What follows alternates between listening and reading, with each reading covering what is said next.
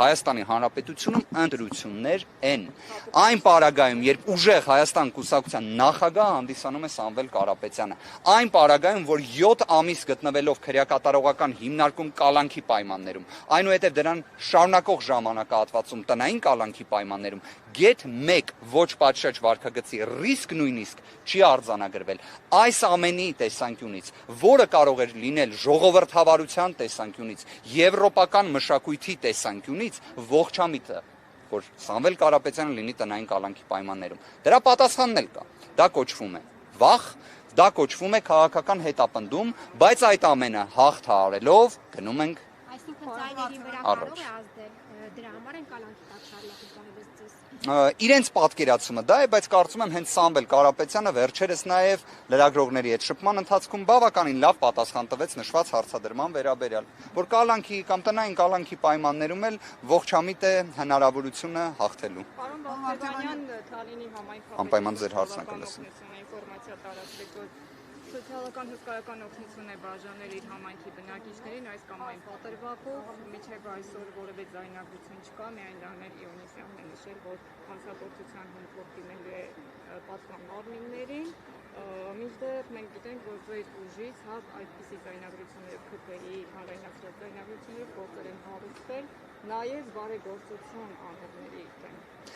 Ես կարող եմ մի հետաքրքիր հանգամանք նշեմ, քանի որ այդ դիրքորոշումը որոշակի իմաստով իհարկե դռնփակ դատական նիստի ընթացքում է եղել, բայց բոլոր դեպքերում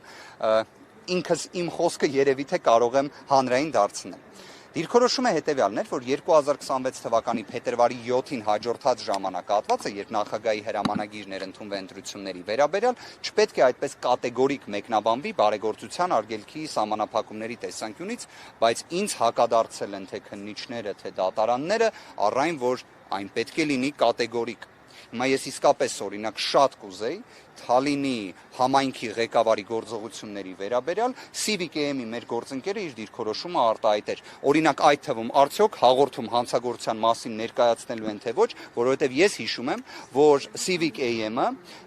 այն լրատվամիջոցներից մեկն էր, որ օրինակ Գոհար Ղումաշյանը, երբ հայտարարել էր, որ բարեգործությունները դադարեցնում են Սարգիս Կարապետյան հիմնադրամի տեսանկյունից կրթական ծրագրերին վերաբերող։ Իդեպ այն նույն կրթական ծրագրերին վերաբերող, որը իմ քայլը հիմնադրամը չի դադարեցնում եւ շարունակում է։ Անկախ դա ճիշտ է թե ոչ, ես դրանից զերծ կմնամ։ Բայց արդյոք հիմա նույն վերնագրով, բովանդակությամբ մի նյութ մեր գործընկերները կհրապարակեն, դրանով նպաստելով ընտրությունների պատշաճությանը եւ օրինականությանը։ Իդեպ ես նույնիսկ տեսել եմ, որ 3 նշված պաշտոնատար անձը նույնիսկ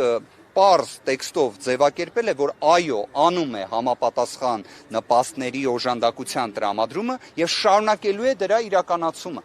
Բայց բոլոր դեպքերում ես չեմ տեսել ոչ մի ձայնագրություն հակակոռուպցիոն կոմիտեի կողմից, ես չեմ տեսել որևէ մի ձերբակալում, ես չեմ տեսել որևէ մի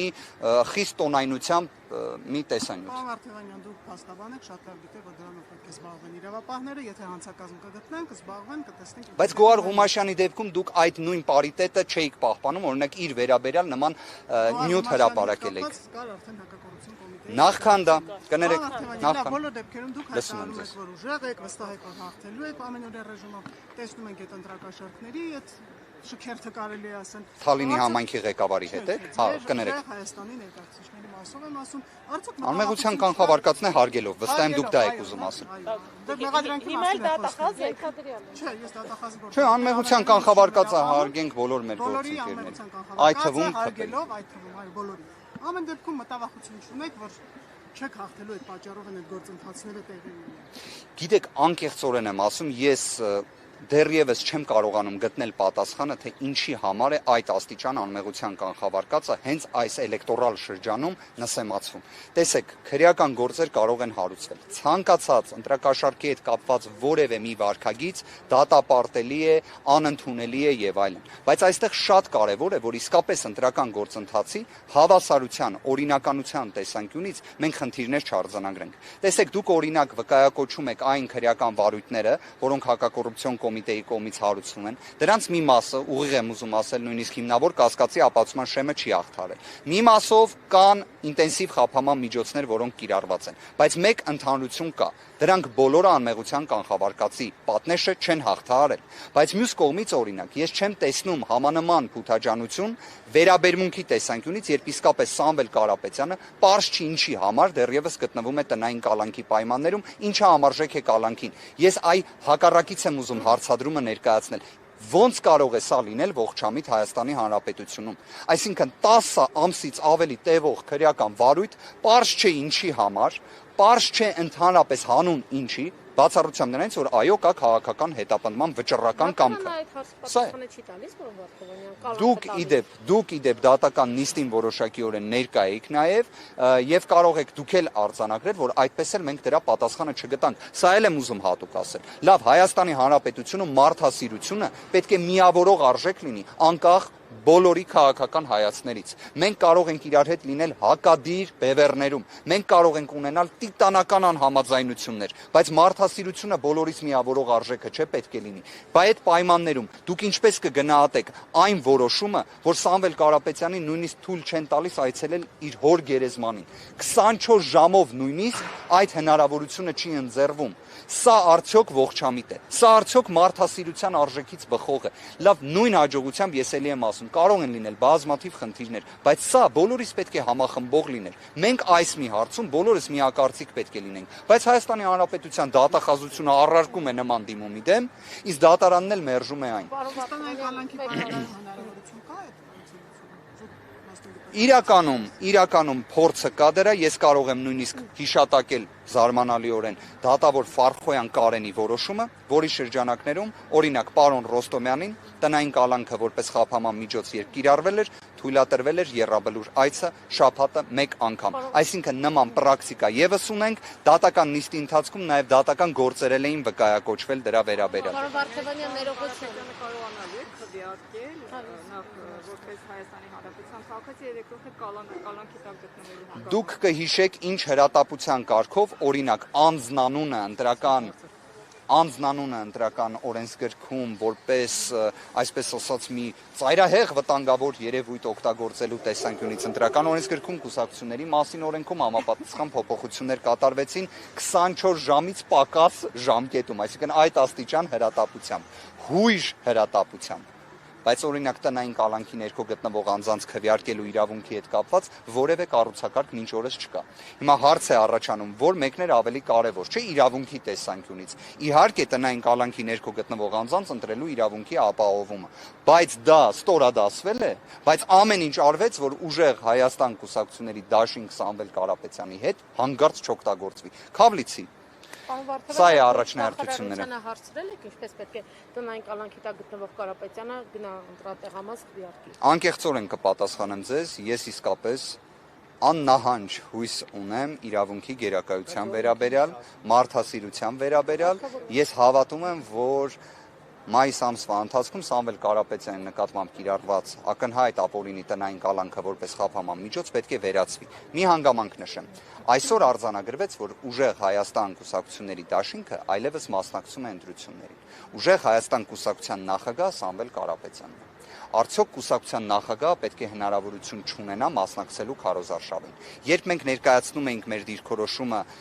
հակակոռուպցիոն դատարանում նիստի ընթացքում, մենք դեռևս այս իրավական փաստը չունենք։ Այլևս այդ փաստը առկա է։ Տեսնենք, թե ինչ դիրքորոշում կարտահայտի դատարանը։ Անպայման։ Մենք առաջինը ներկայացնելու ենք միջնորդություն, որ տնային կալանքը որպես խափանման միջոց կրկին անգամ վերացվի։ Տիկին Մելոյանին խնդրեմ մի քանի հարցի էլ ինքը պատասխանի Տիկին Մելոյան։ Միջնորդությունը տնային կալանքի եթե չվերացվեց, միջնորդություն ներկայացվելու է թույլ տան գնալ քվեարկելու։ Բնականաբար նախ հարգելներս, եթե կարելի է նախախոսքով հանդես գամ, հերթական անգամ շնորհավորում եմ իմ կուսակից ընկերներին, մեր աջակիցներին, տասնյակ հազարավոր իմ հայրենակիցներին, ովքեր այս ճնշումների տակ, այս վարչական միջամտությունների,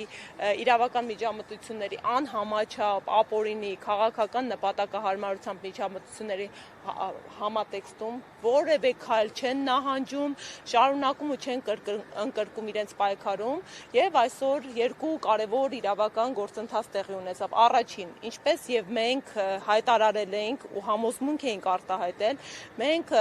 մեր ջանքերով ամեն ինչ ներդրել ենք, որպեսզի ունենայինք իդեալական իրավական փաստաթղթաշրջանառություն եւ արդյունքում այո այսօր պաշտոնապես գրանցվեց ուժեղ Հայաստան դաշինքը։ Բացի այն, որ գրանցումը արդեն պաշտոնապես է եւ մենք պաշտոնապես մասնակցում ենք ընտրական գործընթացին, տեղի ունեցող ազգային ժողովի ընտրությունների համամասնական, այլև մենք արդեն ունենք վիճակագրության արդյունքում թիվ։ Մենք ուժեղ Հայաստան դաշինքը հանդես է գալու երրորդ թվի ներքո։ Ես իհարկե ես կարծում եմ անգամ քանի որ մեր քաղաքական ուժի պարագայում ամեն ինչ պատահական չէ, ինչու ոչ Աստծո նախախնամություն է առկա գործընթացներում եւ հենց մեր գործընթացն էլ մեր առաջնորդի, առաջնորդի հետ կապված քաղաքական հետապնդումները ուղղակիորեն եկեղեցով են աղերսված, պատահական չէր նաեւ այս թիվը, այո, հենց Աստծո Սուրբ Երրորդությունն է խորհրդանշում, հաջողակ թիվ է եւ մենք համոզված ենք, որ հաղթական մեկնարկը տրված է այս աստիճանների վրայից ու մեր քաղաքացիների կամքը ամեն ինչ անելու ենք, որ ապահով տեղ հասցվի, այս արհեստական միջամտությունները, որոնք միտում ունեն վախի մթնոլորտ ձևավորելու, մարդկանց վրա հոգեպես ներազդելու հակառակ էֆեկտ են անում, մարդիկ ավելի են վրդովում, մարդիկ ավելի համարձակ են դառնում իրենց պայքարի ծիրում եւ մենք կտեսնենք հունիսի 7-ի արդյունքում մարդկանց կամարտահայտության արդյունքը այնուամենայնիվ ինչպես պարոն Վարդևանյանը արդարացիորեն նշեց, մենք այս պայդրությամբ այն քաղաքական ուժն ենք, որի նկատմամբ ընտրական գործընթացի հավասարության սկզբունքը բացահայտ կերպով խախտված է, այդ մասին նաև արդեն թե բացահայտ, թե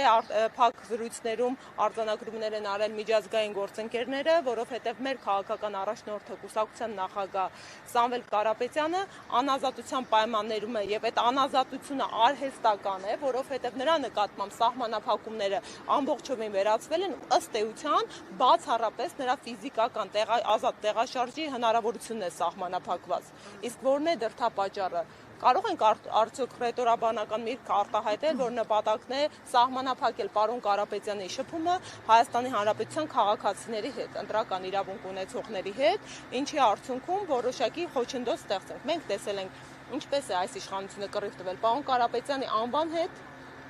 հատուկ անվանական օրենք ընդունելով մեկօրյա ժամկետում հակաիրավական ու ժողովրդավարության չափորոշիչներ նախատեսող բոլոր ընթացակարգերը խախտելով։ Մենք տեսել ենք ինչպես է այս իշխանությունը կռիվ տվել պարոն Կարապետյանի նկարների հետ ու մենք արդեն շուրջ հեսա 1 տարին կբոլորի ինչպես է այս իշխանությունը կռիվ տալիս պարոն Կարապետյանի ազատության ու նրա ազատության հետևանքների հետ։ Այնուամենայնիվ ես եւս շարունակում եմ լիահույս մնալ, որ իրավունքը ի վերջո գերակայելու է եւ պարոն Կարապետյանը հնարավորություն է ունենալու մասնակցելու ընտրական գործընթացին։ Եկեմնելու անաստիկ արհեստական միջամտություններ նկատի ունեք այդ շփումները ներկայացված, որ այլ ուժերի դեպքում են Ինչ բնույթի շտկում։ Մենք են քաղաքական ուժից ենք եղել, որը փաստաթղթերի հետ կապված խնդիր չի ունեցել եւ որը եթե կհիշեք 48 ժամ էր տրված, մենք այդ ցանկում ներկա չենք գտել։ Ինչ նկատի ունեք շտկումը։ Չէ, այդ մեր հետ փոխկապակցված չի եղել։